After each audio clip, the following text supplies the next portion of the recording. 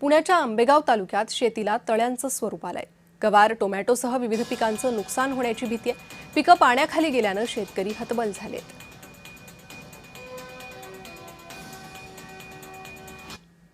उत्तर पुणे जिल्ह्याच्या आंबेगाव, शिरूर आणि जुन्नर तालुक्याला खरं तर मुसळधार पावसाने झोडपलेला आहे। त्याचाच परिणाम कुठेतरी शेतीमालाला होताना पाहायला मिळत आहे। आपण सध्या गवार आणि टोमॅटो पिकाच्या शेतामध्ये अक्षरशः शेताला तळ्याचं स्वरूप आलेलं आहे। आपण अक्षरशः या ठिकाणी पाहू शकतो की हातातोंडाशी आलेली गवार ही शेतकऱ्यांची खरं तर या पाण्यामध्ये बुडलेली आहे आणि त्यातूनच खरं तर या गवारी खराब झालेल्या आहेत। आणि टोमॅटोची बी तीच परिस्थिती आहे।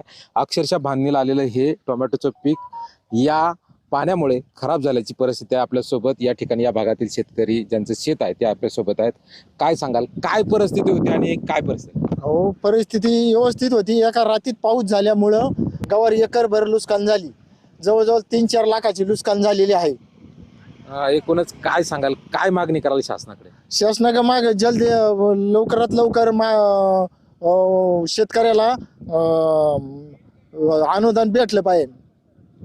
खरं तर या भावना बोलक्या आहेत आणि या शेतकऱ्यांनी उभ्या पिकानं घामाच्या कष्टाने या ठिकाणी पिकवलेली गवार असेल किंवा टोमॅटो असेल ही खरं तर पाण्यात गेल्याने या ठिकाणी त्याचं आर्थिक नुकसान तर झालेत, पण तो शासनानं लवकरात लवकर ताबडतोब पंचनामे करून या शेतकऱ्यांना भरीव अशी मदत करण्याची मागणी आता शेतकरी करू लागले आहे। अमोल दरेकर, जय महाराष्ट्र, आंबेगाव, पुणे।